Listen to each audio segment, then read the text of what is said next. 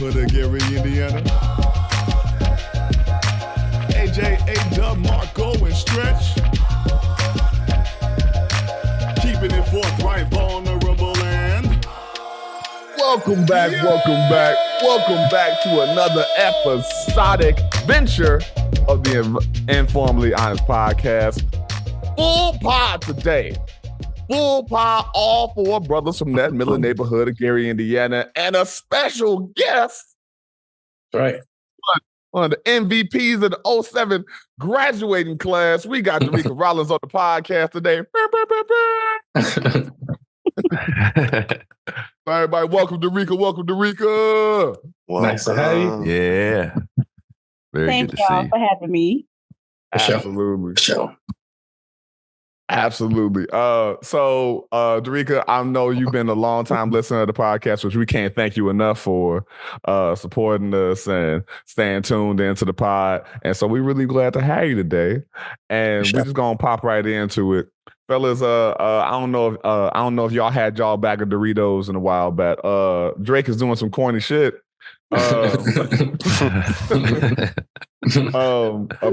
we talked a little bit about this when we recorded last week, that this faux beef between Drake and Kendrick, and at one point Jermaine, it's real vegan. It's real beyond beef.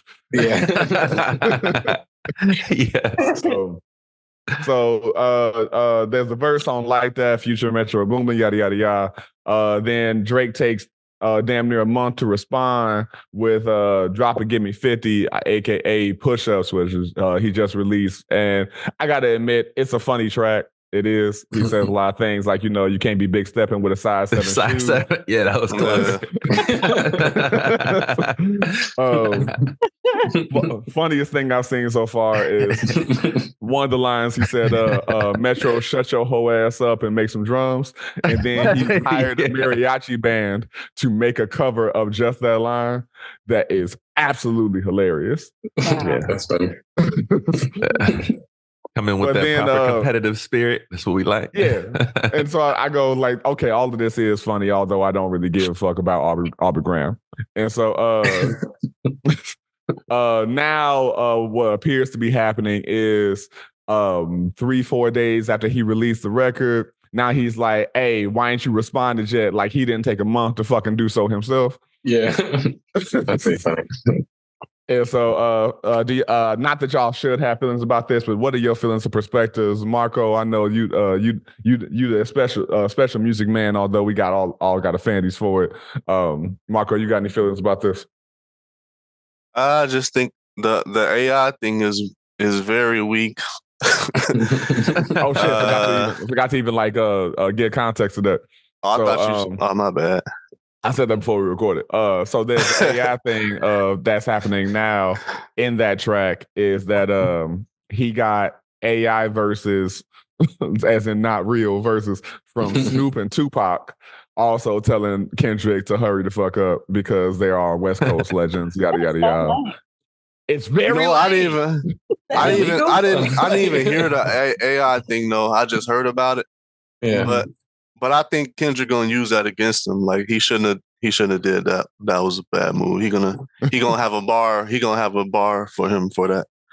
But I think Kendrick somewhere powering up like Dragon Ball Z episode. So he really gonna unleash a spirit bomb on him pretty soon. While I don't care about this thing, this is just entertaining, and I appreciate the entertainment of it. Derreka, what's your thoughts? Well, I'm not a fan of Drake, so anything he does is lame to me. So, Derreka, you do agree that Drake puts the hug in the... I'm with you.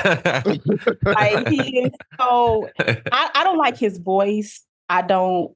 Like some of the songs he's made with the features that he's had, I enjoy.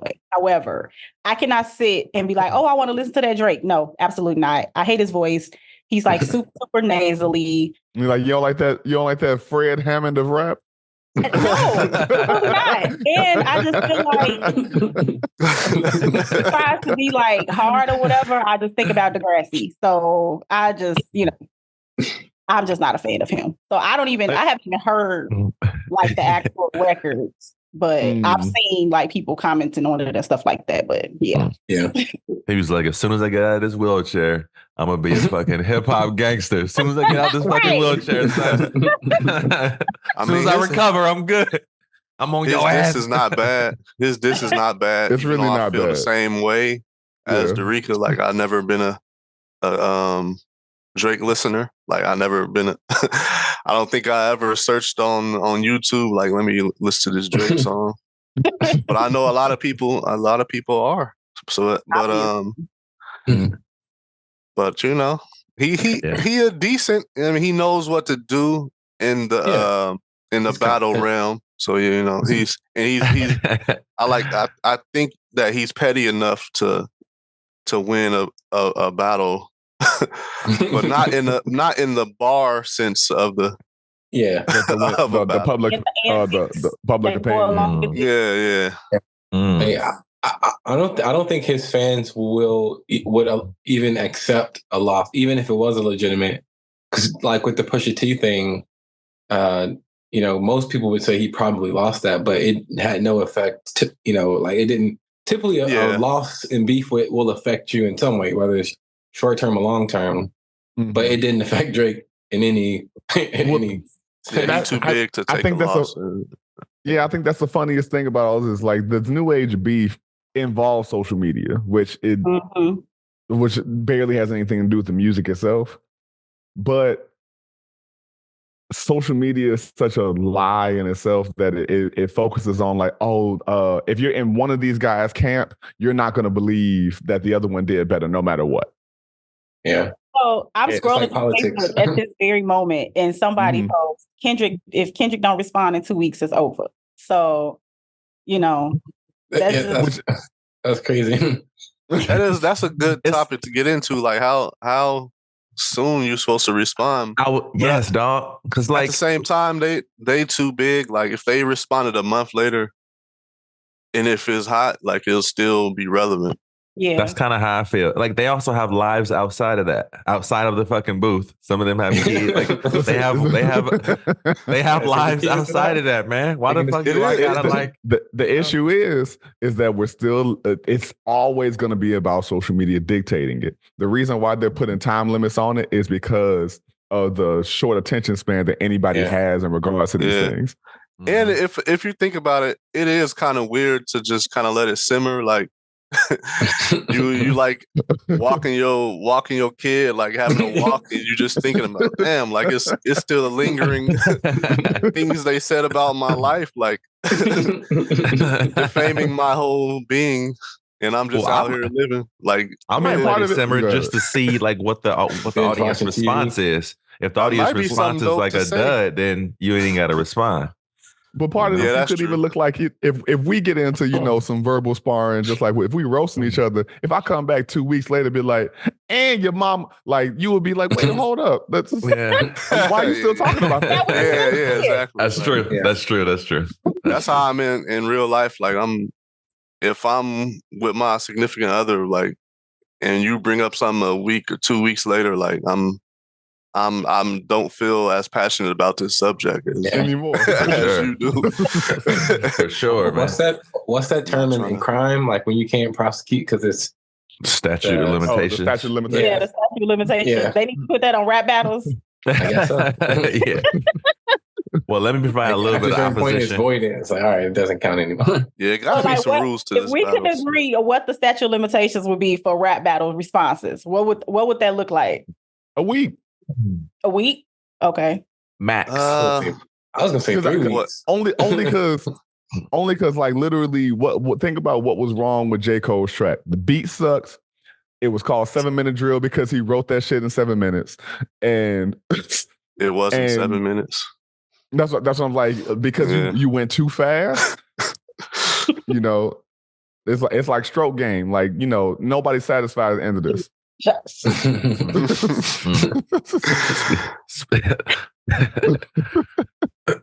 So, but then you take 3 weeks to do it, and only because you are on the pedestal that you're held on, people are barely going to hold that against you, and because the track is decent. If you'd have waited 3 weeks to put this track out, and everybody was like, "Boo, that's just like," it would be even worse that you took 3 weeks to do it. So I think a week is an acceptable amount of time that you got whoever your producer is to get in there and do some good shit. That's what I was about to say, man. Like, yeah. So when did Drake release his? A couple days ago. Yeah. Yeah. So Kendrick's still within that week time frame? Yeah, he's still within the week. Okay. But I mean, the issue is, didn't Drake take a month though? So shouldn't he be or 3 weeks? Well, shouldn't he be disqualified if he took 3 weeks? Yes. And the person on Twitter is saying Kendrick got 2 weeks. That doesn't make sense. that is a long time when you think about it. Well, the thing is, he's saying he got 2 weeks because that would be 3. See, I'm the Metro Boomin song and him and Future. Oh, so, yeah. Okay. Yeah, so on the Metro Boomin song, Kendrick's verse was pretty much for the most part addressing their verse on First Person Shooter with him and with Drake and J. Cole, where they were like, the big three is me, K Dot, and Kendrick, yada yada yada. K Dot and Drake. And he was like, nah, ain't no big three, it's just big me. Okay. And they've been throwing subliminals for a long time. Him and Kendrick Lamar and J. Cole, they have. Oh, okay. Yeah. Well, let me just provide some opposition real quick, just because I'm not like a crazy fan, and but Drake, I do like Drake. Yo, are you on mute? I can't hear you. But I know you clown me. What'd you say? Yo, Derreka, you got 7 minutes to respond. Hold on.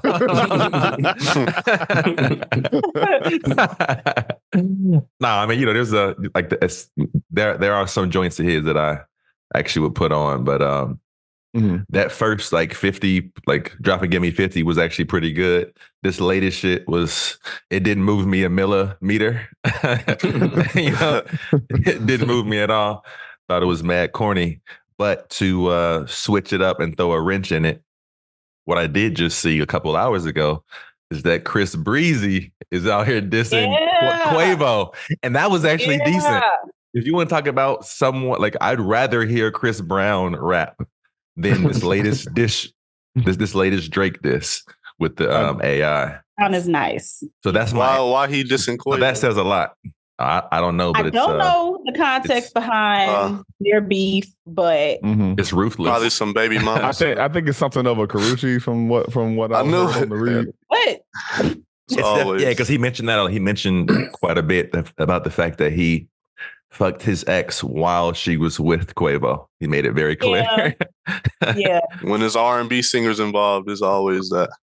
So that says a lot about my answer. If I would rather hear Chris Brown rap than, you know what I mean? This latest Drake diss. I already don't care. I already barely care about this Drake Kendrick thing. I can't give a fuck about there's not a microcosm or a fuck that I can give about Chris Brown and Quavo. Bro, I just wanted to make it very clear how I felt about this latest Drake drop. I only put it that way because one, that's like when they said The Weeknd was trying to hop into this beef with Kendrick and Jay, and I'm like, why? Why are you here? You probably wasn't even acknowledging. All right, man. What is that about? Who the fuck knows? We got to stop bringing like Pac and Snoop back. Just find another Pac album that's missing. Just find another real one and put it out, man. Stop with these AI shit. Go find this nigga in Belize. Be like, hey. Yeah, hip hop ain't been the same since Tupac moved to Cuba on us. I was in Cuba. I did see several niggas that look like Pac. But except nowadays he's wearing a tie-dye bandana. Dos Pac. Dos Pac. That was a decent one. Derreka, I know you've been up to a lot of community organizing and a lot of things going on inside of Gary that we are really, really excited to hear about. So please give us some of your higher dogs. Tell us what are the things that you are focusing on these days. Tell us what's been going on with your life since we've been out of school for damn near 20 years. First of all, that's a long ass time. Yeah. I think who was I just talking to about that? I think I was talking to I don't know, I was talking to somebody about that. Like we've been out of school for a really, really long time. Like I'm about to be 36 Tuesday. And that is crazy. Happy early out there. Absolutely. So I'm a mom, Congratulations. Of an 8-year-old little girl who is a ball of fire. She definitely keeps me on my toes. I can't miss a step with her. Like she's super, super smart. She got me really spending my money, putting her in private school because public schools just ain't it. Shout out to you. That's dope. So yeah, tuition is, yeah. That's all I can say. But if you really want the best education for your kids, you gotta know, you gotta be willing to spend some money. You gotta invest. Yeah. You might hear her in the background because she's loud. But enjoying motherhood, career-wise. So I've kind of been in a few different spaces, but they all kind of combine with just redeveloping Gary. And a lot of people will ask, why do I even care so much? It's home. But you got a lot of people who talk down. Got people who talk down on Gary, and of course. They're like, I gotta leave. I left, and I'm not coming back. This, that, and the third. I lived in Houston for a while, a couple of years actually, and then I came back. And the question was, why would you come back to Gary from Houston? It ain't nothing there. And my response was, well, the same way that Houston has things there is because people develop them. That's what we need to do with Gary. So Gary won't have anything unless somebody actually develops those things. Right. And I want to be a part of that. So I have my certification in global business. And so I did start an international relations company. And the whole thing about that is you look at major cities that are thriving economically, international trade is like the biggest. A big part of infrastructure. Big part of that. And so I was like, Gary has all of these assets that are underutilized. We have an international airport that is cleared for customs that's not being used. Then we have 8094, which crosses the entire country. We have the railways, and then we have Lake Michigan. Have the lake, so there we have every avenue to avail international trade, right? So what I've been doing is basically just building those relationships across the world. My business partner is from Nigeria. I'm actually working on a couple of sister city relationships to develop with Gary so that we can start international trading and some cultural exchange as well. So that's my personal business. And then I volunteered for a couple of organizations that, did community engagement with. And I actually worked for the city and the redevelopment department for about 1.5 years. And now I am the community engagement editor for Capital B Gary, which is a Black-owned newsroom. We have national. We have a national office. It's based out of New York, but we have a national office where we have reporters that cross the country and, report all Black news. Then we have the Atlanta local newsroom, and then Gary is the second newsroom. So you're a part of the whole company, but what I've been seeing on Facebook was you guys showing the Gary branch of this bigger company. Yeah. Okay, got you. So it's not even 1 year old yet, actually. It launched, and I believe it was last summer. I wasn't a part of it. I actually just started in January. They were looking for, community engagement editor. And based on all of the things that I have done in the city, they were like, okay, this is the perfect person to bring in and really build on the Gary newsroom. Come on, qualified. Yeah. Yeah. There were quite a few candidates that had applied, and they chose me, and so I'm super grateful. And what I can say about Capital B is that we pride ourselves on providing accurate information. As you know, anytime stories are covered in Black communities, of course, there's always going to be misinformation, disinformation, and, it's going to be swayed in a not so good light, Right. But what Capital B wants to do is provide ethical and moral and accurate journalism. So where can we access see this? Yeah. So it's digital news. You can go to, let me pull up the website so I don't give it to you wrong. Yeah, let's get that. I'm gonna need to get it to my mom and her husband, because if I can get these niggas to stop watching Al Sharpton, we'll really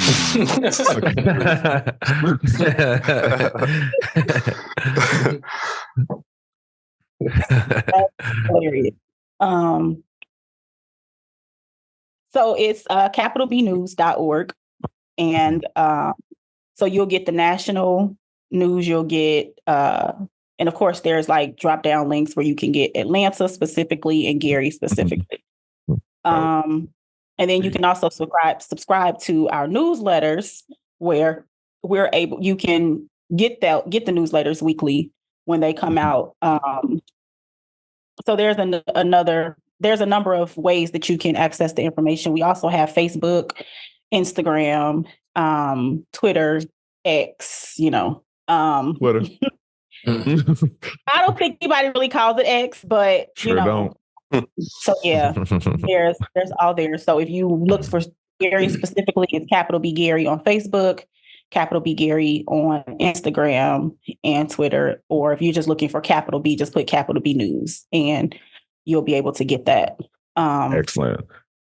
So listeners, please go subscribe go like and subscribe those pages on Facebook and Instagram, and get connected to Capital B, because we need that positive, we need that consistently accurate, as she said, unbiased news on our hometown of Gary, Indiana, as well as Atlanta. Hell yeah, man. And one thing that I tell people too is, like, we pride ourselves on not reporting crime. We don't report crime. I feel like that's a big part of Gary's downfall, is that when you research Gary, if you pull up anything about Gary, the first thing you're going to do is talk about the dilapidated buildings and the crime. And it's just like, there's so much more to Gary. And so we don't stray away from the bad stuff, like not trying to make it like, oh, it's the best city in the world. However, you're not trying to sanitize it. Yeah, I get that, because it'll become about that. Like, yeah. I see a lot of if I'm ever on Facebook, which I'm rarely, like I see like crime, whatever, like watchers, like crime. Hey, is this here and that? It's like, oh, that's cool, but like it's cool to hear about some of the good stuff or some of the just other news sometimes. Yeah, absolutely, yo. And for your information, so I would, because now I'm like a part of the press now, so I go to like these press conferences, and a couple of weeks ago there was a press conference at the police station to talk about two of the drug busts that they just recently did, and the information that they shared is that compared to this year and last year, Gary's crime has gone down 70%. Hey, yes. So that's what's up. You know what? Last year, the murders were like that, man. Hopefully we keep it up through the warm months, though. Yeah. Mark is bringing the reality to it. I'm just saying, like, but how it go. That is the reality. Yeah. It is. But I think that it's good to know and to share that type of information. Because I literally, so again, I have my own company, right? And so I had a group of Nigerians come to Gary in December because they are looking to do some projects here. And I gave them a tour of the city. And one of the first things that they said was that people were warning them about getting shot. And I was like, wait, what? So the perception is that like you just come into the city and just bullets are flying. That's wild. Yeah. We hear that same like notion with like Chicago, for example. Like right. I'm not defending Chicago or anything, but like you will hear someone, say, well, I'm not going there because of XYZ. Like, do you think it's an active war zone? Like an active war zone? Like, it's just so wild to me. And people don't get how big Chicago is. Yeah. Like wild that somebody will you wear that as a badge of honor or some type of respectful. It's like almost like they trying to say it enforcing some type of stereotype for some reason. Yeah.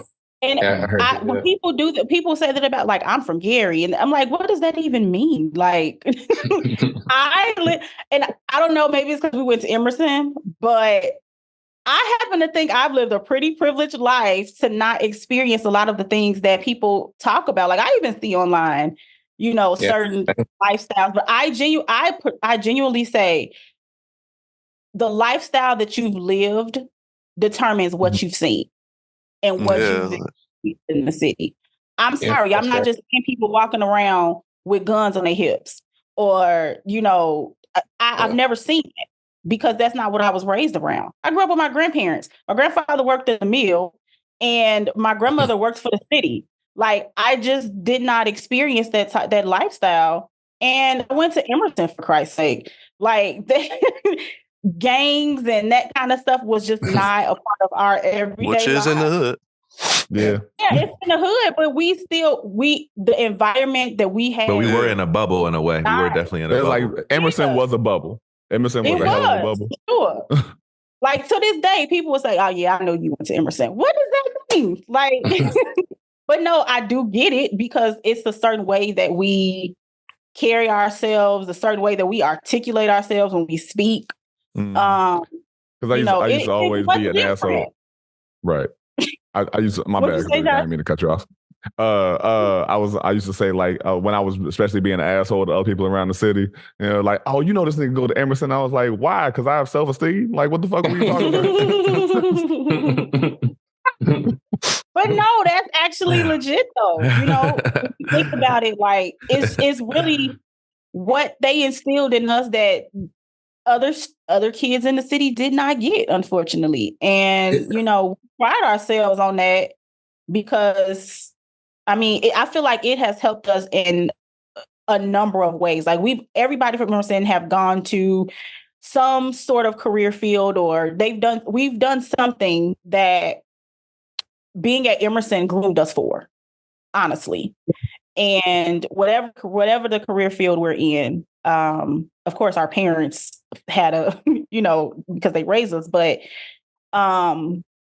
we spent majority of our time at school and learning and being disciplined about certain things. We were some fools, absolutely, but we we learned a lot about how to carry yourself as a person and the pride that we have in ourselves and the confidence, like you said, the self-esteem, like all of that has come into play in every area of our lives. And, so it's like going back to that reputation that Gary has, it's like there's a lot of people that have not lived that life, Oh, yeah. And I hate that people think that. So when I brought this group of Nigerians to Gary and they were telling me about that, we were literally on the bus as I was giving the tour, and one of them called whoever that was and was like, "I'm driving around Gary now, and I haven't even seen. I haven't heard anything." And I was sitting there to myself like, "That's so crazy that even like that's even a conversation." Yeah. Just wait till they see the beach houses over there on right. Lakeshore Drive. I took them over there. I took them there and they were like, oh my God. Like, and this is December. They got out and they actually went to the beach. They wanted to like be on the beach. And I was like, y'all can have that because I don't care about the sand. But it's December.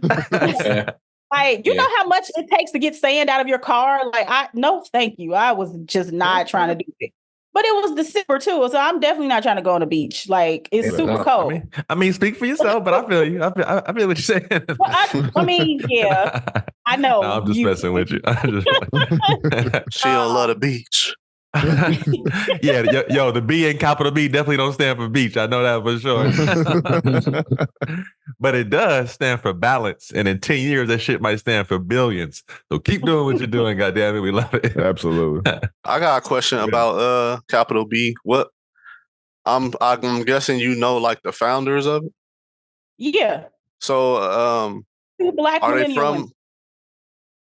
Say it again? 2 black millennial women from East Coast. Oh, okay. Oh, from the East Coast. So what made them choose those Atlanta and Gary? Yeah. Because it's a black population or what?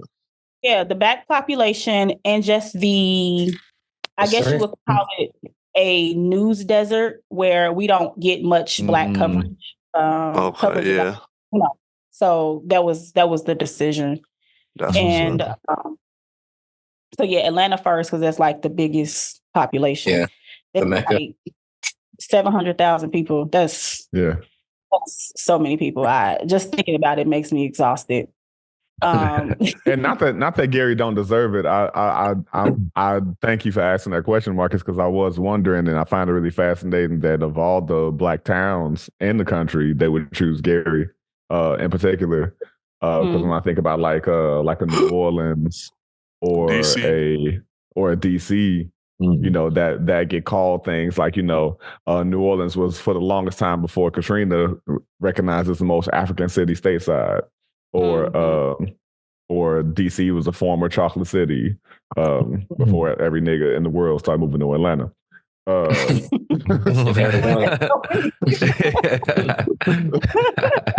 So like to recognize, you know, how impactful and this hub of black talent, entrepreneurship, and greatness that Gary has always been since forever, and to recognize that as a city that in particular needed that kind of work is really, really admirable.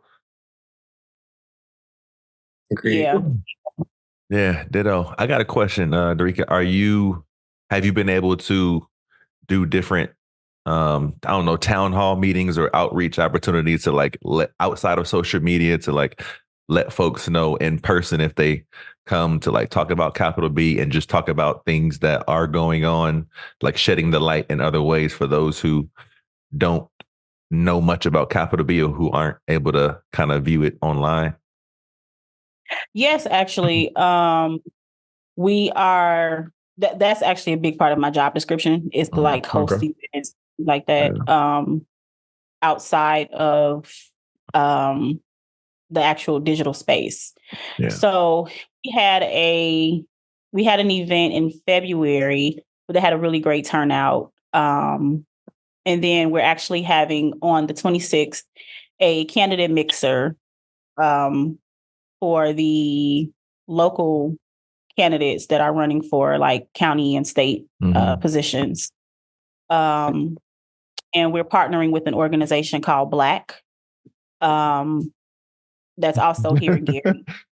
Okay. So do they spell it some kind of special way, or they somehow got a trademark for the word Black? But it's an acronym. It stands for Build Leaders Advancing Community Knowledge. So dope. I was wondering what that K was going to be. A good thing. Not a lot of options there. So yeah, on the 26th Friday at 6 p.m. I'm not sure when this comes out, but April 26th at 6 p.m. at the Art House, we're having a candidate mixer where we'll get to talk to the candidates and people get to ask questions, and the candidates will get to tell you, you know, why they think you should run for them. I mean, why they think you should vote for them.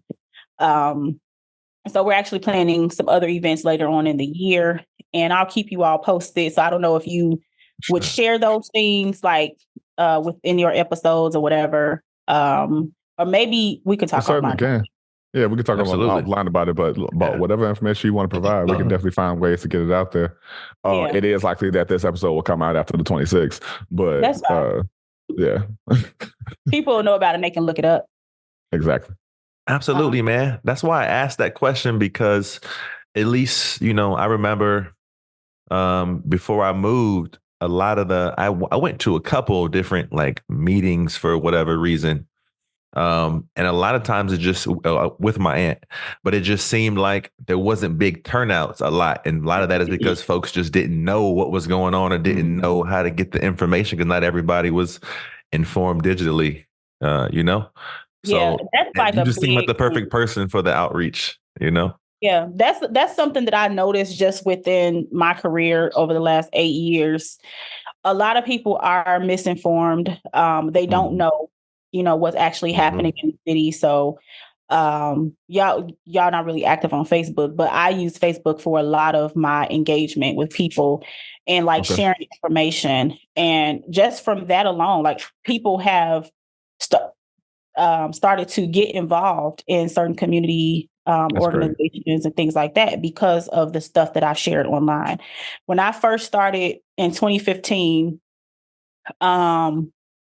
I would either be the only Black or the youngest person. And I was 27 at the time. So the only Black or the youngest person in a lot of the events that I went through just throughout the county, to different meetings and things like that. And I was like really urging like young Black people to get involved. I'm like, these conversations are happening and you're not there to have these sort of and these are decision-making conversations and you're not present. So decisions are being made on your behalf that you have no say-so about. You have no input in because you're not present. And that gives them the right to make these decisions because you're not there to oppose anything or even be informed about what's happening. And that's a big thing for us, I feel like.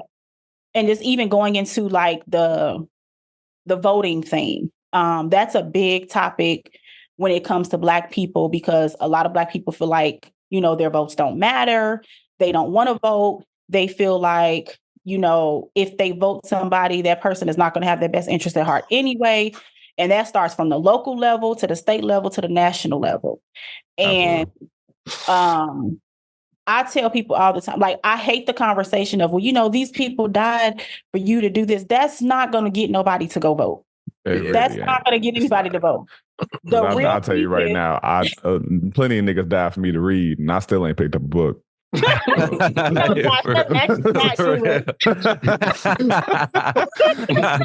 don't have to be good. It's informal, baby. But that's real though. And it is, for me, it's like the reason that you need to get out and vote, the reason that you need to be informed about the decisions that are being made on your behalf is because you remove your right to even speak up on what's being made, a decision is being made about you when you don't use your right to actually vote for the person that will make the best decisions for you, or holding those candidates accountable, which is why civic engagement is so important. It's like, no, you have a voice, you have a right to speak on what decisions are being made on your behalf, and you can't complain if you don't take part in that. If you don't utilize that right, you have no reason to complain. Like, I'm a very solution-based person. And so I'm not going to sit around and complain, oh, this isn't happening and that's not happening, and I'm not doing nothing about it. There's a good chance that, because people going to still do what they want to do, politicians are still going to make their own decisions. However, if they don't even know or hear that you have this complaint, they know that this is an issue, they're going to do what they want to do anyway, because they will have their own agenda. But you can influence their agenda. You can influence their decision if you actually open up your mouth and say something. And that goes for anything. Yo, that's really good. I'm glad you mentioned that because one, I agree. also sometimes it seems hopeless is extreme, but sometimes it can seem a little frustrating, or dang, is all this work I'm doing, or like for somebody who feels like you said, who's just who feels that their vote doesn't matter, or just feels like it's pointless because folks are going to do what they want to do anyway. And like you said, they are, to some degree, they have their agendas, but it's nice to throw yourself in the ring and do something. So that being said, I would imagine sometimes it can be a little frustrating for you to go to meetings or go to town, go out and try to do outreach opportunities or provide outreach opportunities, and you don't see a lot of folks showing up for whatever reason. And I'd imagine that can get frustrating. So outside of your wonderful humanitarian spirit, give me a thing or two that has kept you hopeful. You know what I'm saying? When things get a little frustrated, because it's inevitable, to me, in my opinion, that it's going to be frustrating when you're trying to get shit started and it feels like it's only you for a little bit. So that's actually a really good question, because that's been a big part. So I would say for the last couple of years, honestly, on the local level, it's been really, really hard. I try to stay away from certain topics publicly. That's also a private conversation. But when you have certain people who are in certain positions that are either incompetent or simply don't care, it does make things very, very difficult. And at a point, I really actually went into a depression. My mentor had actually mentioned, she said, you don't have that same passion in your eyes that you had when I met you. And it was because I was in a place where everything that I was trying to do was not working. I was hitting brick walls.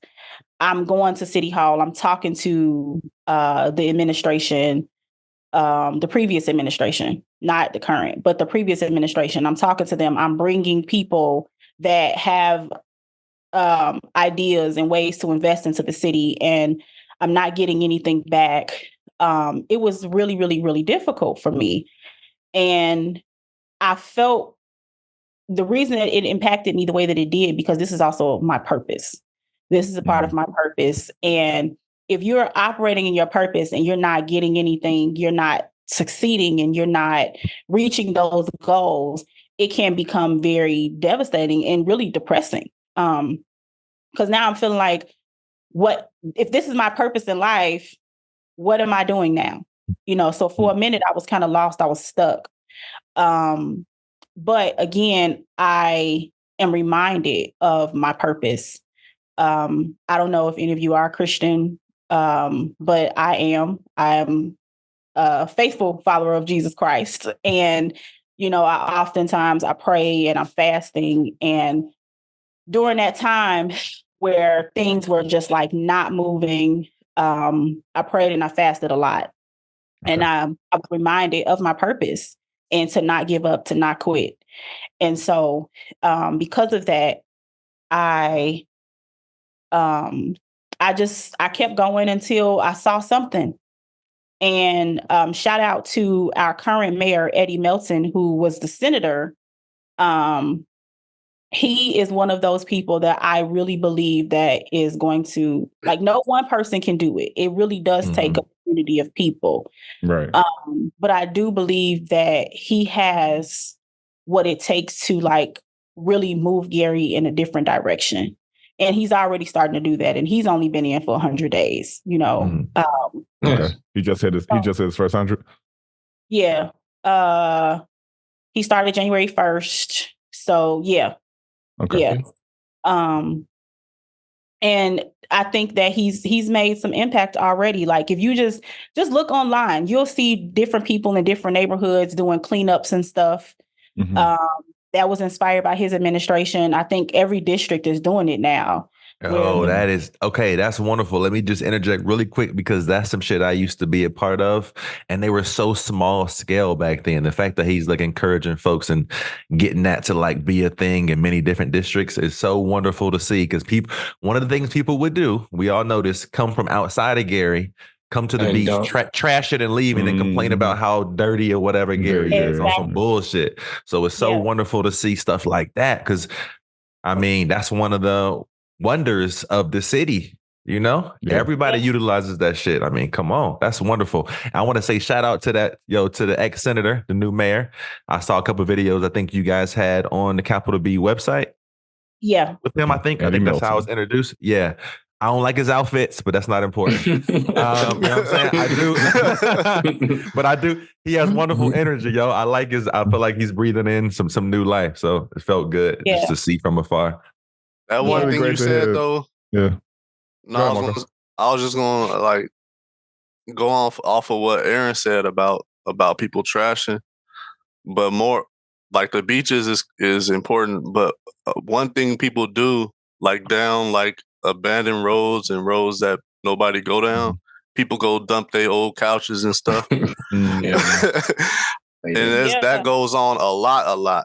Like people come from the surrounding cities and just use Gary as an actual dumpster. Literally just come and dump their old, they may be rehabbing a house.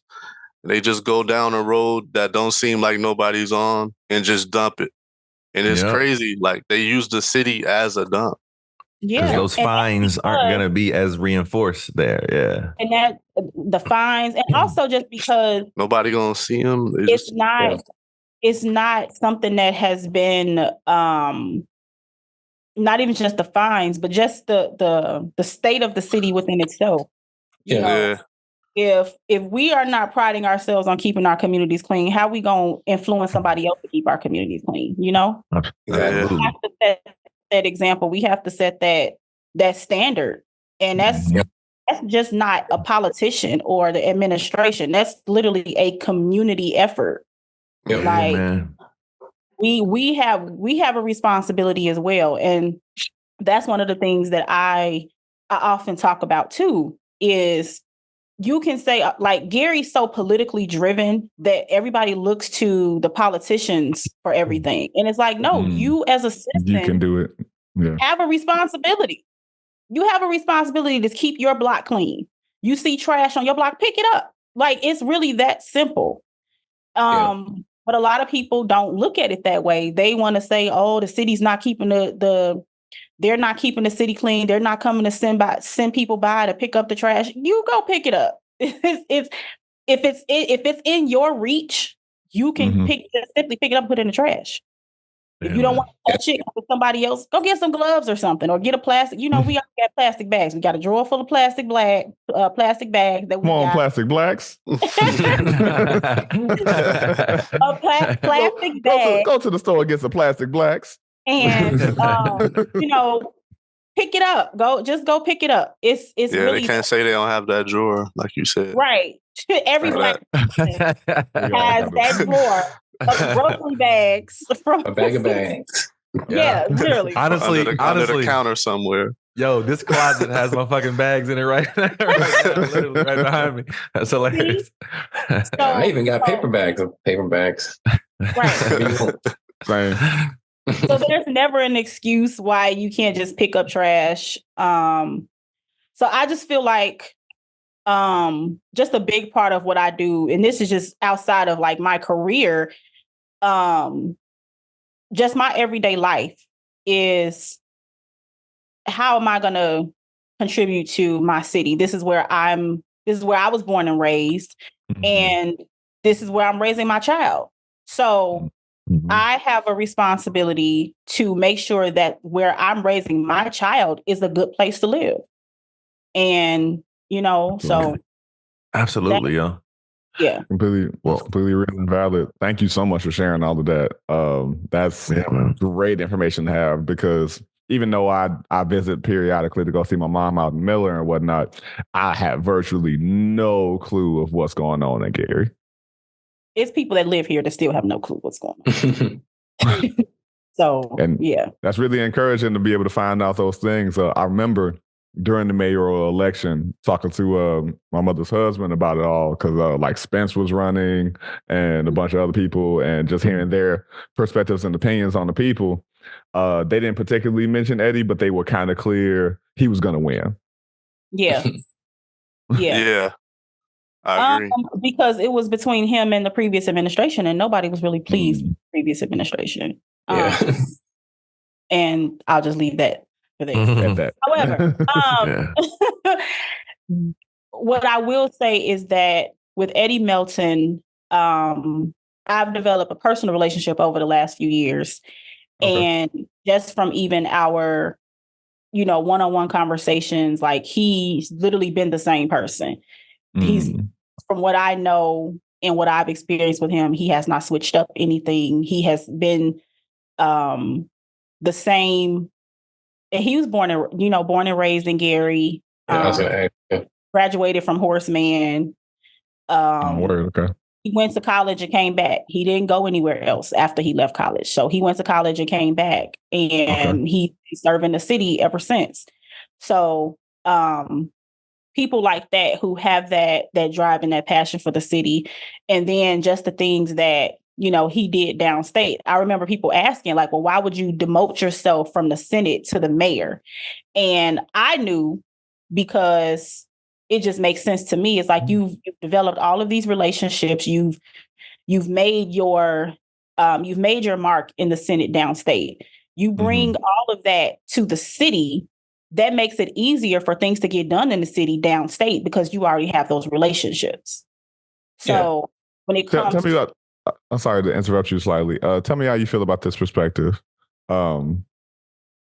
There's two reasons to get into politics. One is to get in so that you learn the game, you build the relationships so that you could end up doing probably the most quote unquote impactful work on smaller scale government, or you get in so you can learn the game to eventually master the game and get rich. Do you feel like there's another experience of people who have pursued politics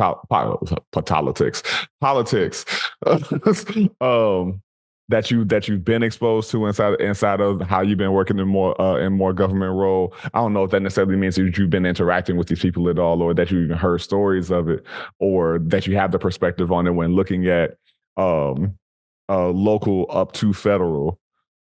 That seems to be the main two routes when going into politics.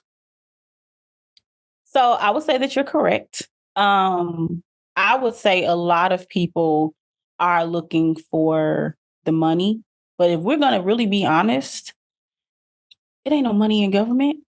It's just local. Not. It's not. It's really not. And most of those people that I've seen and that I know, they've stayed local, and they will sell themselves. They will sell their souls for $30,000, and it's like you're not even coming out $1 million with this foolishness that you're doing, but you're still doing it. Yeah. It's that dental and vision care. You know what I'm saying? The package. Man, look, city government benefits ain't even that good. I was a city employee. They're not. While I was a city employee, I was also still on Medicaid. So, real talk right there.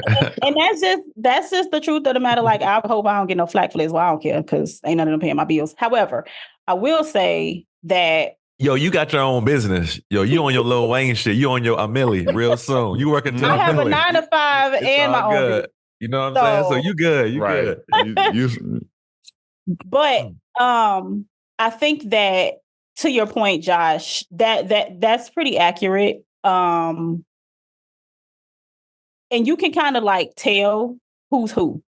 If you're really paying attention, you can tell who's who. You can tell those that really want to make an impact. You can tell those that are really in it for themselves. And those that are really in it for themselves, I tend to stay away from them. I won't even speak on them, let alone, of course I have to be in, the vicinity of where they are, this, that, and the third. Right. I don't have those relationships. Those that I do have relationships with are those that are really in it for the impact. Yeah. I'm not against nobody getting your coins, but if your coins come as a result of other people's pain and suffering. At the expense of others, yeah. Are really a piece of shit, and I don't want anything to do with you.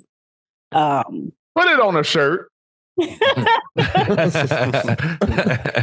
So, I've kind of learned to navigate because I've been in and outside of the government, so I kind of know both sides of how things work here in Gary, and yeah, I just kind of I keep it where it is, but I see who.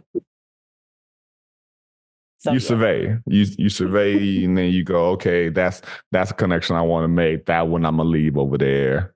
Yeah, for sure. But even with that, if there's something that I know that needs to be done, and this is a person that I need to push this to get done, I'm not burning any bridges with anybody. Right. That's so. You got to play the politics too. Yo, that's okay. It's good to hear you say that.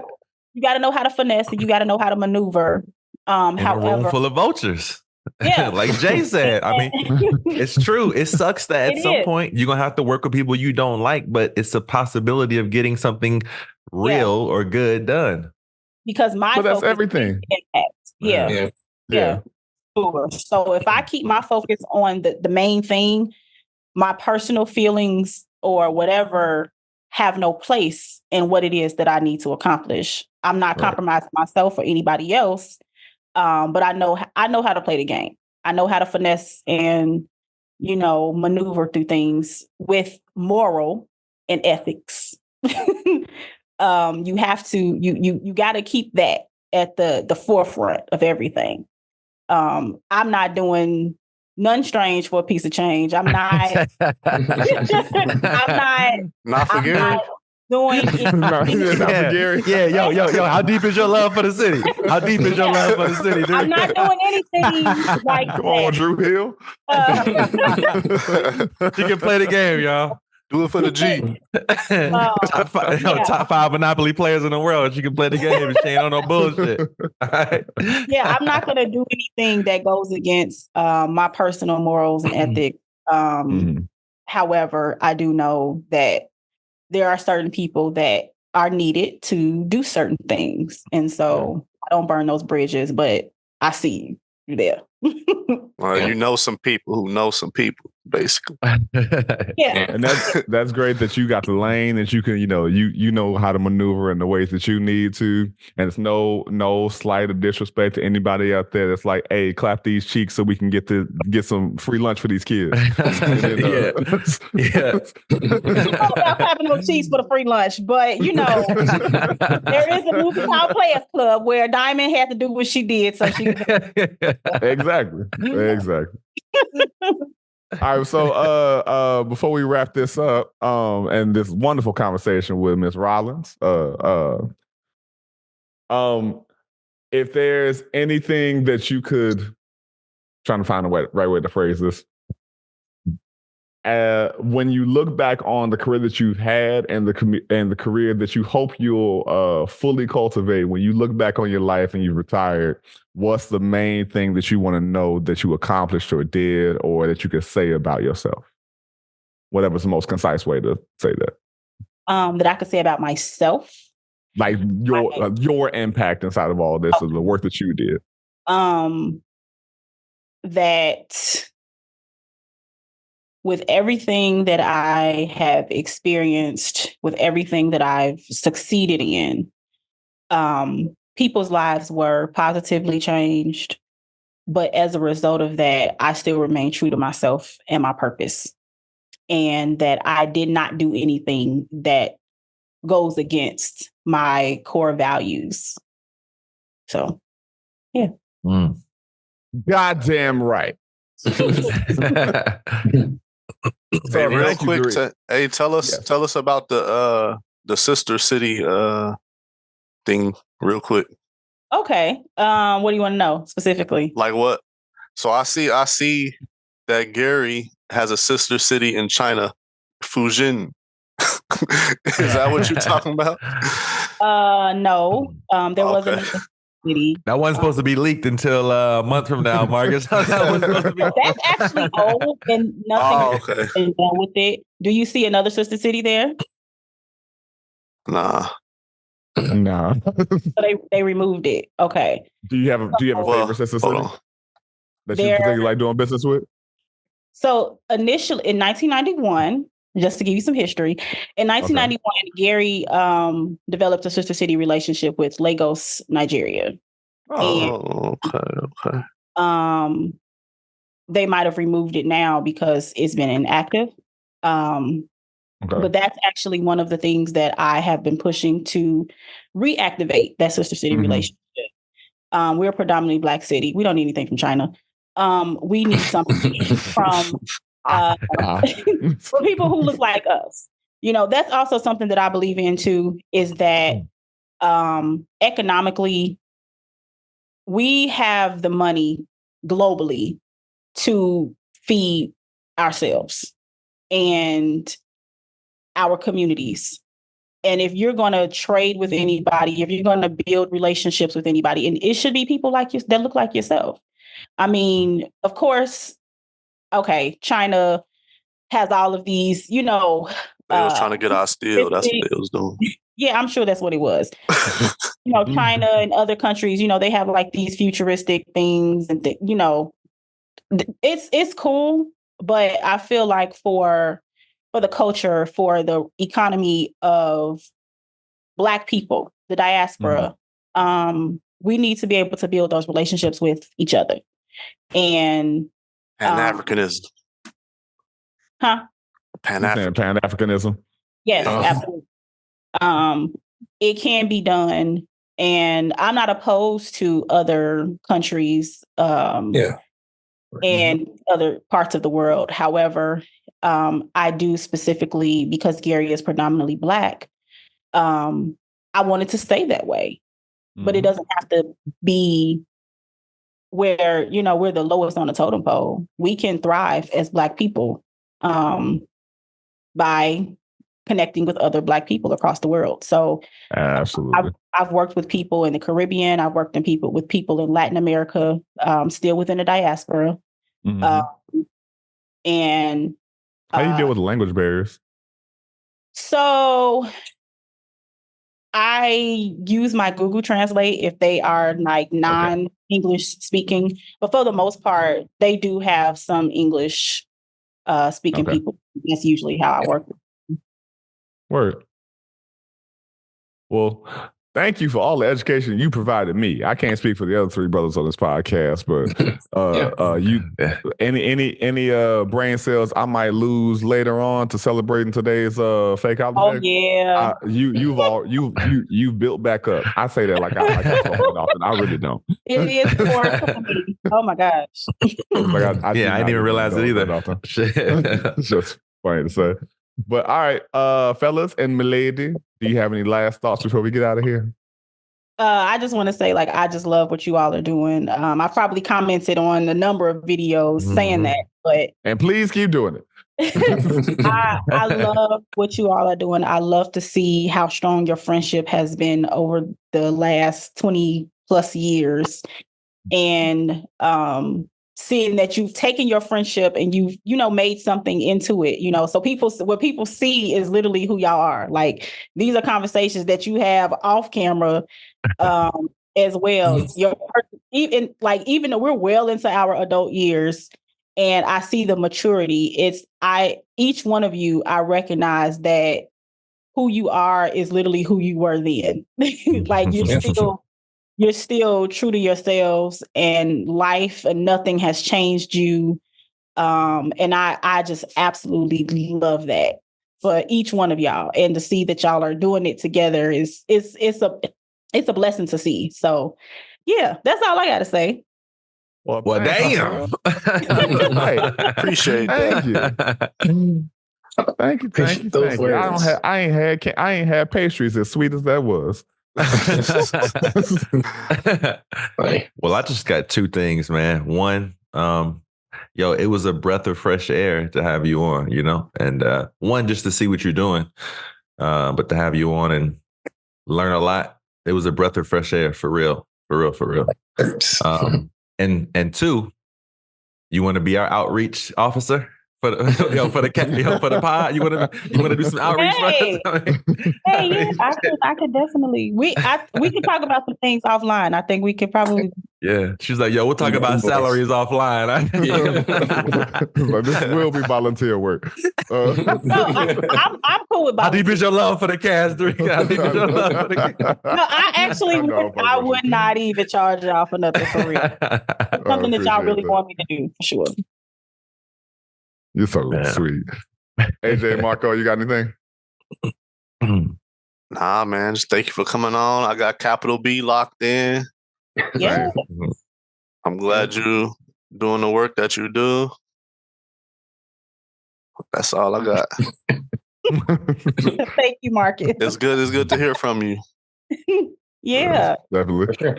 For me, like I enjoy anytime we have somebody, we went to school with out here. It's always fun to just see what they're doing, and it's cool to see that.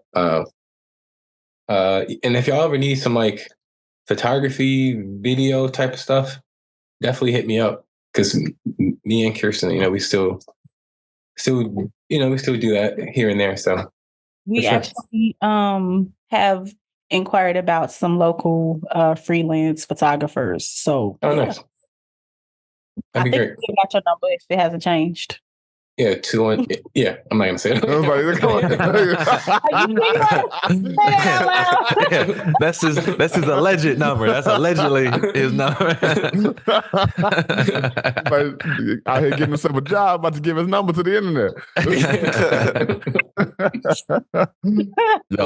Thanks for caring, though, man. Thanks for caring about the city so much, man. For real. Absolutely. It really means a lot. It really, really does.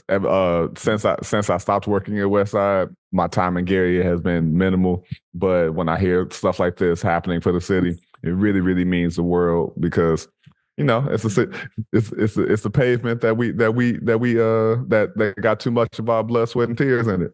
And we got for real, yo. Part of why I reached out to you too, Derreka, and got inspired is because I was embarrassed, because my white aunt has to send me information about the city of Gary to keep me informed. So I'm being out. She still lives in Gary, though, right? No, she don't live in Gary. But she lived there starting in her early 20s, I think. Okay. So for a while, for like over 30 years. But I'm saying it to be funny too, but also like she was the one sending me like a newspaper snippets and different things to like try to keep me informed. So I know what I got to do, man, because I do. It's wonderful to see people who care, man, for real. Yeah, tune in for real. It's a lot of good stuff that's happening, and I think it will be inspiring to you. Please back away. Mm-hmm. I'm sorry, my child is trying to put her head in. This is mother. So yeah, I just stay in tune with what's happening. I'm constantly posting stuff. If you just happen to be online, you'll see something, but just kind of get in tune. If it's some things that you are interested in or even want to be a part of. Like I know, Josh, you're not too far away. Nope. Marcus, you're still here, right? Mm-hmm. Yeah. Yep. Get involved if it's something that you might be interested in. I would love to see everybody get involved in some way, shape, or form. Yo, when I come back, for sure, I'll stop by and do a beach cleanup. I think it'd be dope. I mean, I'm not about to. I know you're not asking for a long list of ideas right now towards the end of the fucking episode. But that's how we do. But I think it would be dope as hell if they had like a part of like the revamping of the city, of like people helping paint the sides of businesses or buildings and shit like that. I would love to get involved with something like that too. Yeah. Restoring stuff. Yeah. And I'm sure they're going to have that kind of stuff. So the community cleanups that's been happening, was it last weekend? They did downtown, and over 100 people showed up to clean up. Oh, that's wonderful. That's wonderful. Super dope. So there's a lot of opportunities to get involved, even if you're just here for a weekend or whatever the case is. There will be opportunities. So I say, come on, get involved. It's still your home. Absolutely. We will make sure. I know I will commit to figuring out some kind of capacity in which I can be involved. So does I know you said you're most active on Facebook, but does Capital B post events, or are they more of just okay? So as a community engagement editor, I kind of have a little bit of influence on like what we share online and things like that. So it's up to you, basically. Depending on what I like that. But I have some influence. So like as far as events that are happening, community opportunities and things like that, we'll definitely be sharing those things more. And just even on my personal page, I share a lot of stuff. Right. Yeah. That's all. Okay. Thanks. All right. Well, after that 15-minute long family reunion goodbye, we are going to sign off. Okay, y'all. Thank you so much. Y'all enjoy your day. Thank you. Wait, don't sign off yet. We just closing. I want to make sure we do like proper thank yous when I close this. Hey, small child. She needs some snacks. She ready for lunch. She's like, y'all holding on my mama. I'm trying to sit over here and lay into her chest. And so I gave y'all an hour. Thank y'all. We appreciate you. And whatever funds that you collect, whatever community service that you impart in, and whomever that you copulate with, as always, we encourage, empower, and implore you to be forthright, vulnerable, and most of all, get the goddamn honest. It's an Informally Honest podcast. Peace. Peace, world. Thanks for listening. I agree. Peace out.